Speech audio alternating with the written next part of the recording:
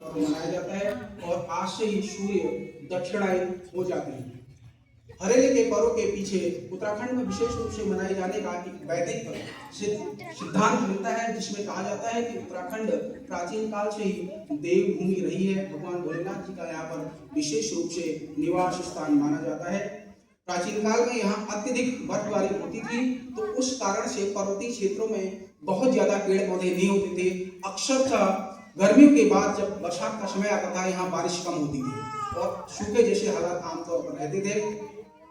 तो उस समय जो परम पुरुष सिद्ध महात्मा भगवान भोलेनाथ जी के भक्त होते थे, वह इस चातुर्मास के समय में उत्तराखंड देवभूमि में आकर के भगवान भोलेनाथ जी के चरणों में तपस्या लीन हो जाते थे और भगवान से प्रार्थना करते थे कि हे भगवान,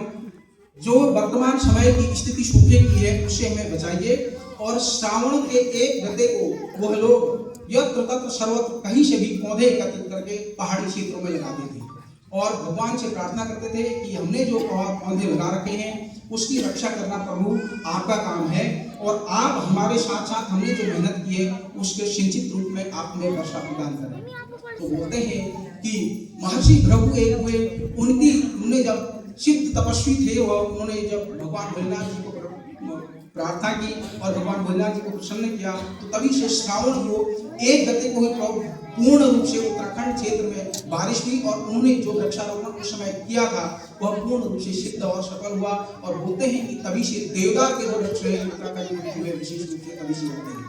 और यह पर्व हमारा तभी से विशेष रूप से कृषि से और हरियाली से जुड़ा हुआ पर्व माना जाता है। हरेले से 6-10 दिन पहले समस्त गांवों में सभी लोग अलग अलग डिगारे बनाते हैं। डिगारे टोकरी को बांस के छोटी छोटी टोकरियां, उनको डिगारा कहते हैं, और उनमें सप्तधान्य बोए जाते हैं। और 10वें दिन घर के सभी जो मुख्य मेन व्यक्ति, सबसे बुजुर्ग व्यक्ति होते हैं, वह आकर के अपने अपने कुलदेवता को उन हरेले के तिलकों को चढ़ाते हैं और उसके साथ ही अपने समस्त परिवार को और अपने जो घर में नए बच्चे पैदा होते हैं उनको सबसे पहले उनको चढ़ाया जाता है और उनको शुभ आशीर्वाद दिया जाता है कि जी रे जाग रे बच रे इन दिन इन मास होने रन, तुम पहनने रहे हम पहने न रहो,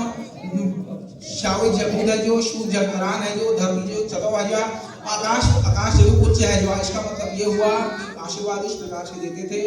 छोटे बच्चों को, बुजुर्ग को, महिलाओं को, जो घर के सबसे बुजुर्ग व्यक्ति होते थे, कि इस पृथ्वी में समस्त पृथ्वी में आपका यश फैले, सियार की जैसी आपकी तीव्र बुद्धि हो, आकाश के बराबर आपकी ऊंचाई हो और समस्त विश्व में आपका यश फैले इस प्रकार से, और आप अपने संपूर्ण जीवनों का भोग करते हुए अंत में परमात्मा को प्राप्त करें, इस प्रकार से आशीर्वाद देकर के इस हरेले पर्व को समापन करते थे। इसके साथ ही मैं अपने वक्तव्य को यहीं पर विराम करता हूँ और हम सभी लोग हमारे इतिहास पर विराजमान कृष्ण गोपाली मधु कैटव महिषासुर प्रीत चरणमूल सुमता निशम का संहार करने वाली शिवशक्ति स्वरूपा महाकाली महालक्ष्मी महासरस्वती जी के श्री चरण के संज्ञा करते हैं, जिस माता के श्री चरण की शोभा उदय काल के सूर्य की किरण के समान है, जो माता सैनिकों को क्षेत्र में वीरता, साहस, धैर्य तथा कर्तव्य को पूरा करने का अवसर देती है, जो माता पापनाशिनी और विजयशालिनी है, जो माता कुमाऊं नागा रेजिमेंट केंद्र को उज्जवल भविष्य की ओर अग्रसर करती है। मैं माननीय समादेश महोदय